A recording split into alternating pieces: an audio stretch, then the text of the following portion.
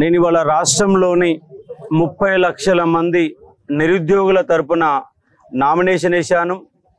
గత ప్రభుత్వం నిరుద్యోగులను మోసం చేస్తే గత ప్రభుత్వాన్ని గద్దెదించాము. ఈ ప్రభుత్వం కూడా అలాగే మోసం చేస్తుంది. 2 లక్షల ఉద్యోగాల ప్రకటన చేసి గవర్నమెంట్ 5 నెలలైనా కూడా వచ్చినాక కూడా ఇంతవరకు ఆ ఇయర్ క్యాలెండర్ గురించి 2 లక్షల ఉద్యోగాల ప్రకటన గురించి ఇప్పటి వరకు అధికారులు కానీ మంత్రులు కానీ ఒక చర్చ కూడా పెట్టలేదు.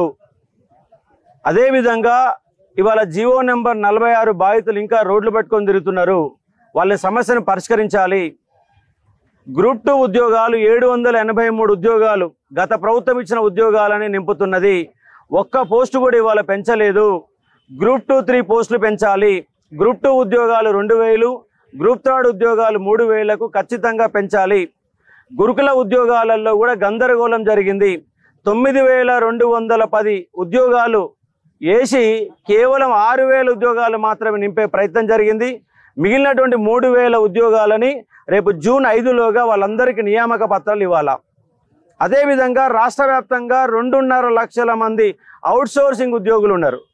వాళ్ళందరి తక్కువ వేతనంతో పని చేయించుకుంటున్నారు. అవుట్సోర్సింగ్ అనే వ్యవస్థే లేకుండా వాళ్ళందరినీ కూడా పర్మనెంట్ ఉద్యోగులుగానే చూడాలా. రాష్ట్రంలో అవుట్సోర్సింగ్ అనే వ్యవస్థ ద్వారా ప్రభుత్వ ఖజానాలు మొత్తం కూడా ఉద్యోగాలకు ఇవ్వకుండా వృధా పథకాలతో, వివిధ రకాల పథకాలతో, ఓట్ల పథకాలతో ఉద్యోగులు కూడా జీతాలు ఇవ్వాలని పరిస్థితికి ఇవాళ ప్రభుత్వాలు దిగజారుస్తున్నటువంటి సందర్భం కనబడుతుంది. అదే మాదిరి ఉద్యోగులకి ఈ ప్రభుత్వం అధికారంలోకి రాగానే పెండింగ్ ఉన్నటువంటి 3 డిఏలు తెల్లారే డిసెంబర్ 10 ఇస్తామని చెప్పారు. ఇవాళ 3 డిఏలు పోయినాయి. 4వ డిఏ కూడా యాడ్ అయింది. ఇప్పటి వరకు ఉద్యోగులకి ఆ 4 డిఏలు కూడా పెండింగ్ పెట్టారు. వాళ్ళందరూ డిఏలు ఇమ్మీడియట్గా ఇవ్వాలా. ఇవాళ రాష్ట్రంలో నిరుద్యోగుల మానసిక సంఘర్షణ పడుతున్నారు. ఏ ఉద్యోగాలు ఎప్పుడేస్తారో తెలియదు, పరీక్షలు ఎప్పుడు జరుగుతాయో తెలియదు, వాళ్ళు ఉద్యోగాలు ఇస్తారో ఇయ్యారో కూడా తెలియదు. పైగా కాంగ్రెస్ గవర్నమెంట్ 75% స్థానికులకే ప్రైవేటు రంగంలో ఉద్యోగాలు ఇస్తామని చెప్పారు.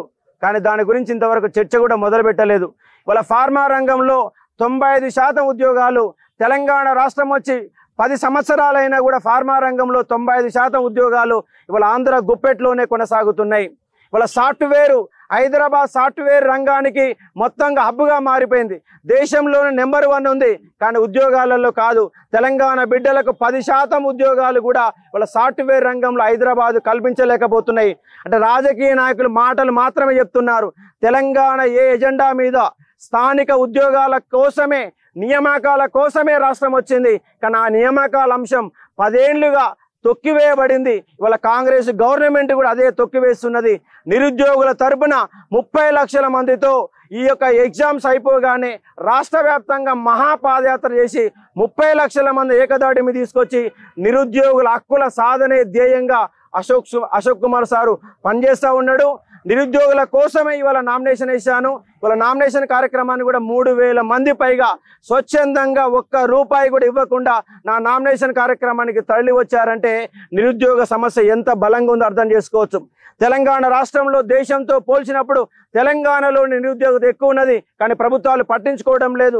ఎంతసేపు ఉన్నా వివిధ రకాల పథకాల ఆశ చూపి ఓట్లు పొంది అధికారంలోకి వస్తున్నారు తప్ప నిజంగా ఇవాళ తెలంగాణలోని అత్యంత భయంకరంగా మానసిక సంఘర్షణ పడుతూ ఆత్మ బలిదానాలు చేసుకున్నటువంటి ఒక వ్యవస్థ ఏంటంటే విద్యార్థులు. వాళ్ళ తెలంగాణ రాష్ట్రం మాత్రమే వచ్చింది కానీ తెలంగాణ విద్యార్థులకు న్యాయం జరగలేదు.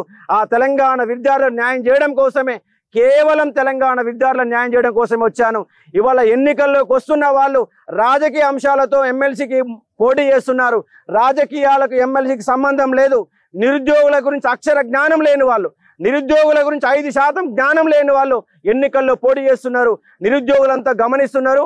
అలాంటి వాళ్ళకి ఎమ్మెల్సీ వాళ్ళ స్థానము లేదు. ఎందుకంటే వాళ్ళు చట్టసభలో పోతే నిరుద్యోగుల గురించి జోనల్ సిస్టమ్ ఏంది, ఆరిజెంటల్ ఏంది, వర్టికల్ ఏంటి, ఏ నోటిఫికేషన్ ఇస్తున్నారు, సెంట్రల్ జాబులు ఏంది, రాష్ట్ర జాబులు ఏంది, ఏ జాబులకు తేడా ఏంటి, నిజంగా తెలంగాణ బిడ్డలకు ఇస్తున్నారా లేదా అంశము ఏ యొక్క పోటీ చేసేటువంటి అభ్యర్థులు ప్రధాన పార్టీలు అనే వాళ్లకు ఎవ్వరి కూడా అర్హత లేదు. కేవలం రాజకీయ ప్రయోజనాల కోసం మాత్రమే ఎమ్మెల్సీ పదవిని వాడుకుంటున్నారు. ఎమ్మెల్సీ అనేది పట్టభద్రుల నియోజకవర్గం, ఇది మేధావి వర్గానికి సంబంధించిన అంశం. అలాంటి వ్యక్తులు మాత్రమే చట్టసభలో పోవాలని నేను ప్రధానంగా డిమాండ్ చేస్తూ ఉన్నా. ఎందుకంటే వాళ్ళ రాష్ట్రంలో ఎంత ఇబ్బందులు ఉన్నారంటే అంత ఇబ్బందులు ఈ యొక్క నిరుద్యోగులు. వాళ్ళ హక్కుల సాధనే ధ్యేయంగా అశోక్ సార్ ముందడుగు నడుస్తాడు. నిరుద్యోగులంతా నా వెంట నడుస్తున్నారు. మహాపాదయాత్ర ద్వారా ఈ యొక్క రాజకీయ నిరుద్యోగులందరినీ తరిమి కొట్టి నిరుద్యోగ వ్యవస్థను మొత్తంగా ప్రభుత్వం దృష్టి తీసుకొచ్చి రాబోయే ఎన్నికల్లో, వచ్చే ఎన్నికల్లో మా వాటా ఎంతో, విద్యార్థుల వాటా ఓటు బ్యాంక్ ఎంత ఉందో అన్ని సీట్లు మాకు కావాలా.